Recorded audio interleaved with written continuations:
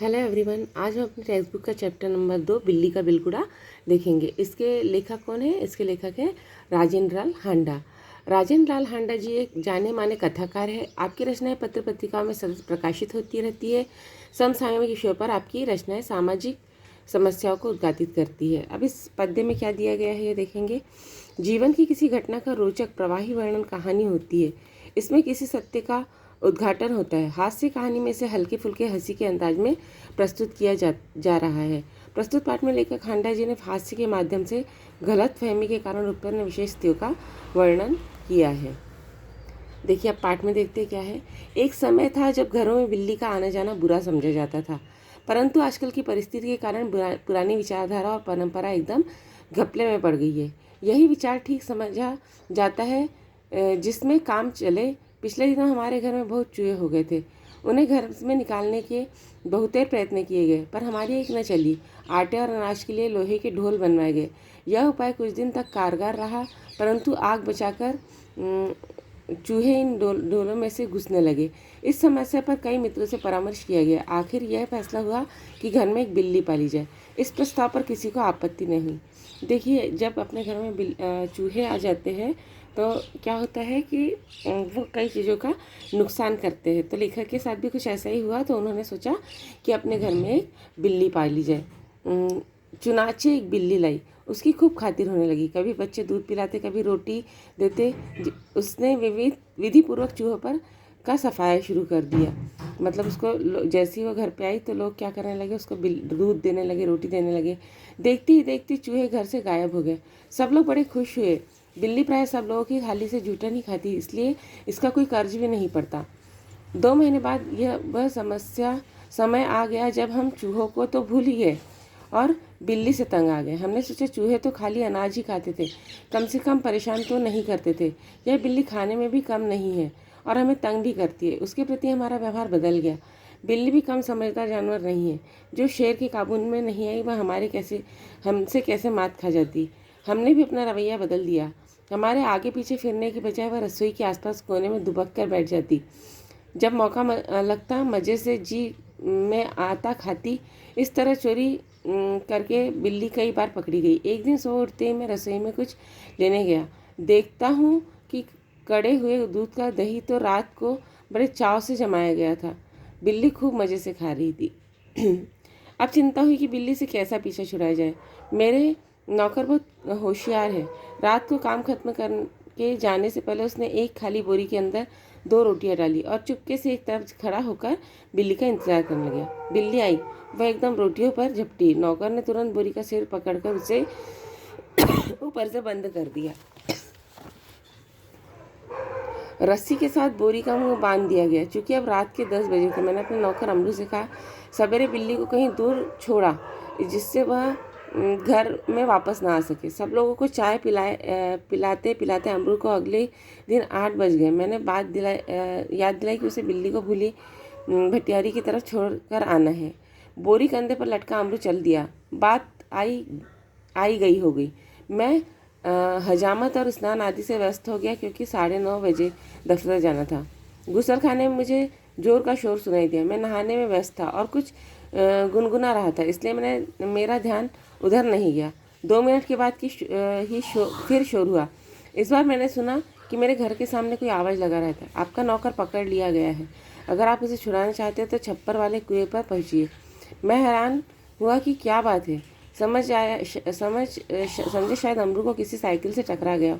शायद इस साइकिल वाले का कुछ नुकसान हो गया और उसने अमरू को धर पकड़ा। रही आदमी इकट्ठे होने की बात, यह काम दिल्ली में मुश्किल नहीं और फिर करोल बाग में तो बहुत आसान है, जहाँ सैकड़ों आदमियों को पता ही नहीं कि वह किधर जाए और क्या करे। खैर, इधर आ ही रहा था कि रास्ते में खाली बोरी लटकाए अमरू आता हुआ दिखाई दिया। वह खूब खिलखिलाता हुआ हंस रहा था। उसे डांटते हुए मैंने पूछा, अरे क्या बात हुई?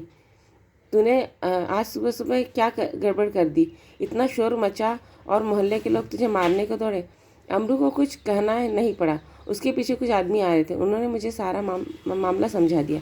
बात यह हुई कि अमरू कंधे पर बोरी लटकाए बिल्ली को बाहर छोड़ने जा रहा था। कुछ लोग को शक हुआ कि चोरों बोरी में बच्चा है। 2 आदमी चुपके चुपके उसके पीछे हो लिए। उन्होंने देखा कि बोरी अंदर से हिल रही थी। बस उन्होंने विश्वास हो गया कि इस बदमाश ने किसी बच्चे को पकड़ा है। अमरू स्वभाव से अल्पभाषी था, कुछ मस्करा भी। वह चुप रहा। देखते ही देखते 50 आदमी इकट्ठा हो गए।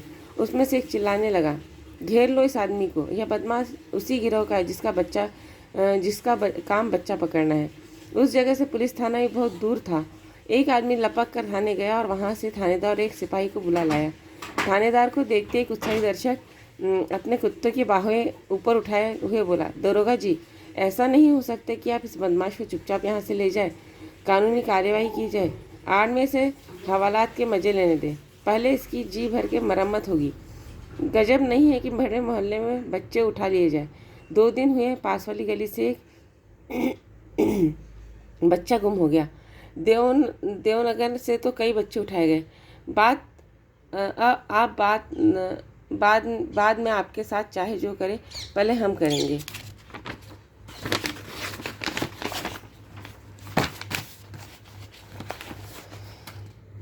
लोग इसकी पिटाई करेंगे। भीड़ में से दसियों ने इस सुंदर प्रस्ताव का समर्थन किया और लोग अमरू के पीटने के लिए मानो तैयार होने लगे। उस दिन दिल्ली में बड़ी सनसनी फैली हुई थी। नगर के सभी भागों में बच्चों के उठाए जाने की खबर आ रही थी। 1-2 बार पत्रों में यह छपा कि जमुना के पुल पर कुछ आदमी पकड़े गए जिन्होंने बोरियों में बच्चे बंद कर दिए गए थे।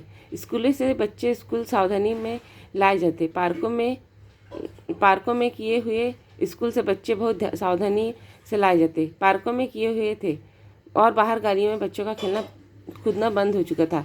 दिल्ली और बाहर गलियों में बच्चों का खेलना कूदना बंद कर दिया गया था। दिल्ली नगर पालिका और सांसद भी इसी विषय पर अनेक सवाल जवाब हो चुके थे, इसलिए इस मामले में राजधानी के सभी नागरिकों को दिलचस्पी थी। आश्चर्य इस बात का नहीं कि लोगों ने अमरू पर संदेह किया, बल्कि इस बात का है कि उन्होंने अभी तक उसकी मार पिटाई शुरू क्यों नहीं की थी। वातावरण में सनसनी और तनाव की कमी नहीं थी। अगर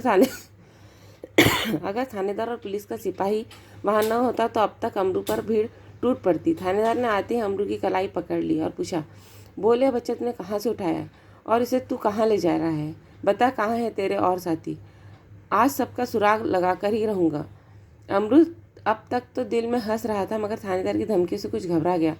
दबी आवाज़ में वह थानेदार से बोला, सरकार, मैंने किसी का बच्चा नहीं उठाया है, न मैं बदमाश हूँ। मैं तो एक भले घर का नौकर हूँ, रोटी चौका करता हूँ और अपना पेट पालता हूँ। जो आदमी थानेदार को बुलाकर लाया था क्रोध में आकर बोला, क्या बकता है बे? दरोगा जी ऐसे नहीं यह मानेंगे, 2-4 बेत रसीद कीजिए। दरोगा ने बगल से निकल कर बेत पर अपने हाथ में ली ही थी कि अमरू नम्रतापूर्वक झुका और बोला, सरकार, आप जितने चाहे मुझे पीट ले, पहले यह तो देख ले कि इस बोरी में क्या है। हुक्म हो तो चलिए थाने चले। यद्यपि थानेदार इस बात पर राजी हो गया था, पर भीड़ कब मानने वाली थी। लोग चिल्ला उठे, हरगिज नहीं, ऐसा कभी नहीं होगा। हम इस आदमी को बदमाश के गवाह हैं, मामला कभी दबने नहीं देंगे। थानेदार डर गए कि उनकी नीयत पर लोगों को शक हो गया। उन्होंने अमरू से कहा, अच्छा, बोरी को नीचे रखो, इसका मुंह खोलो। अमरू शांतिपूर्वक नीचे बैठ गया और धीरे से उसने बोरी का मुंह खोला। जैसे ही बोरी का मुंह खुला, बिल्ली का बिलगुड़ा छलांगे मारता हुआ एक तरफ भाग गया और लोग देखते ही रह गए। थानेदार को भी समझ में न आया कि अब क्या हुआ। वह थानेदार की तरफ मुड़ा और एक तांगे वाले की पीठ पर बेत मारते हुए बोला, जानते नहीं कि रास्ते में तांगा खड़ा नहीं करना चाहिए? इस